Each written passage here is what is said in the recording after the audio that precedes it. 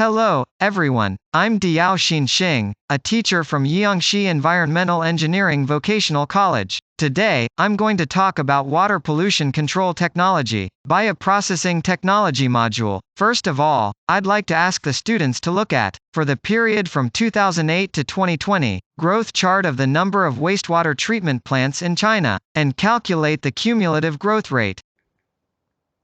We can find by calculation that, for the period from 2008 to 2020, number of sewage treatment plants in the country, cumulative increase of 137%. This is a very impressive achievement. Next we'll learn together, biological treatment of wastewater and its types. It is the use of microorganisms found in nature, and its oxidative decomposition of various organic pollutants, adoption of certain manual measures, creating an environment conducive to microbial growth, reproduction and metabolism, enabling microbial proliferation. There is an increase in microbial degradation, artificial treatment methods for organic matter efficiency, removal targets for biological treatment, various organic pollutants in wastewater, including colloidal, dissolved state, and organic pollutants in suspension, also include some nitrogen and phosphorus pollutants. Types of biological treatment. It can be mainly categorized into aerobic biological treatment. It refers to the conditions in the presence of sufficient dissolved oxygen, oxidative decomposition using aerobic microorganisms, artificial treatment of organic pollutants in wastewater. This method of processing is highly efficient, better environmental conditions, widely used, suitable for the treatment of organic wastewater of low and medium concentration.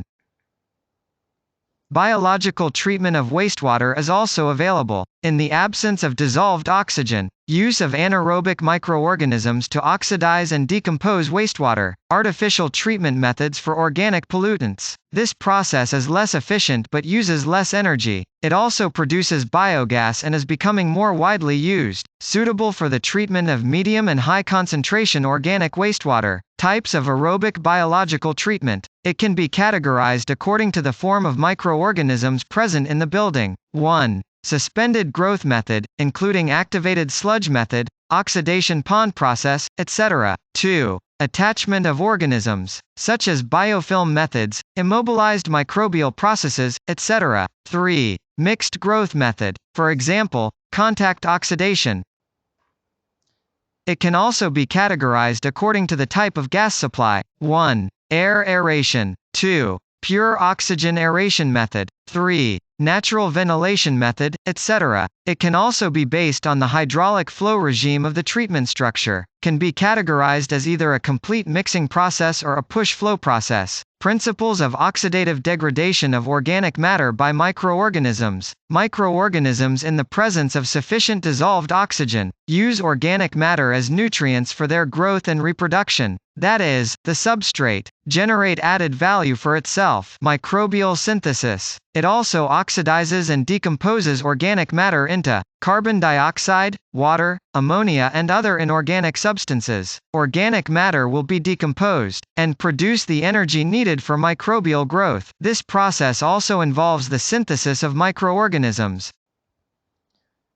It is through such a process, microorganisms can then have an effect on the degradation of organic pollutants in water. This process can be roughly divided into two areas. One is anabolic metabolism, which can also be referred to as anabolism. It's the absorption and utilization of organic matter, synthesizing it into microbial cellular material, expressed as a growth of microorganisms.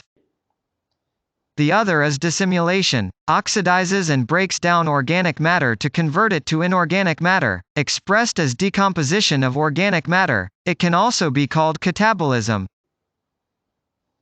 Then microbial degradation of organic pollutants. The process can be divided into several stages. Organic matter is absorbed by microorganisms. Under aerobic conditions, most can be anabolized, converted to organic matter in microorganisms. There is also a part, about 1/3 of the organic pollutants will be decomposition and metabolic conversion to inorganic substances, e.g. carbon dioxide, water, ammonia, etc.